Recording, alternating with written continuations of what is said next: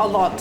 So what it allows us to do in established markets like China and Hong Kong is to benchmark ourselves externally from a emerging market. Allows us to really go out to the marketplace and really talk about ourselves as an employer brand. It's in all our offices, where we are, at the lobby, at the reception area.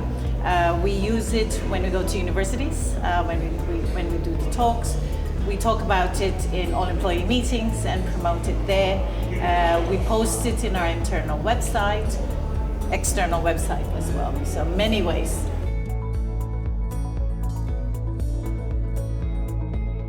So it allows us to create consistency across all of our geographies in APAC. So we started in China 6 years ago, I believe, and then Hong Kong 3 years ago. It's allowed us to take the practices in those areas and really replicate them in new locations that we have.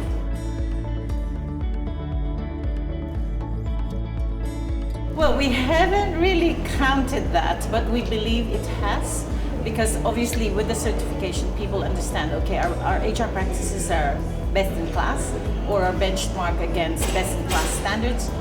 So we believe that employees feel, okay, I know I'm going to a company that benchmarks itself against best in class.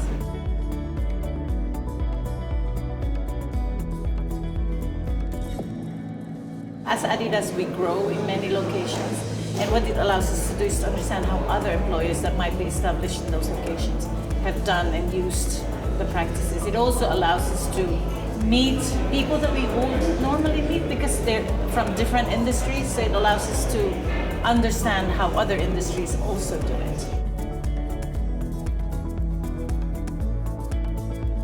Talent nowadays, they're global citizens, and they don't lock themselves into a location or a geography.